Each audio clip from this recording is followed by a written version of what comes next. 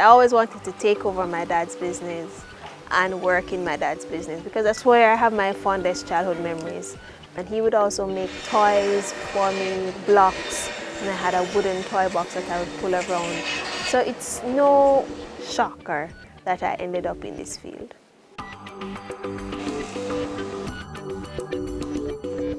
My first job in Bartley's was as my father's assistant. He was very hard on me. He expected me to know everything twice as fast and better than them. I decided to formalize Bartley's as I was inspired by my father. We have talented artisans and furniture makers and cabinet makers here in Jamaica who are suffering greatly from competition from import. And I didn't want to see our art and our culture die out, and I wanted to put my contribution on the table to the preservation of this art. Bartley's All-in-One manufactures and designs 100% Jamaican wood furniture, corporate gifts, jewelry, decor items, and home accessories.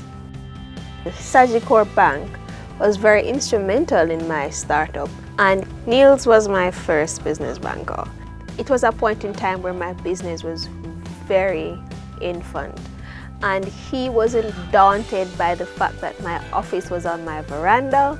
In fact, he had a vision for the business. I remember one day talking to him and he said to me, "Lacey, I have a vision of a branded bus with Bartley's on the side and you're going to the North Coast and carrying your product." And that meant the world to me.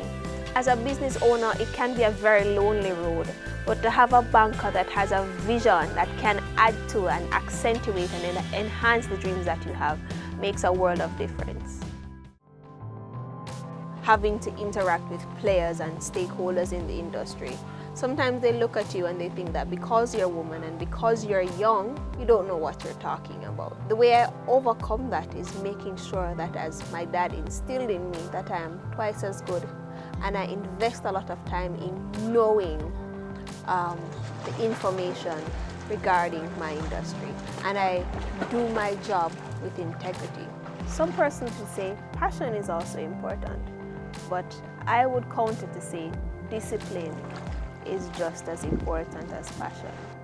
Because if you're not disciplined, you won't be able to master yourself, and without self-mastery, you can't master anything else.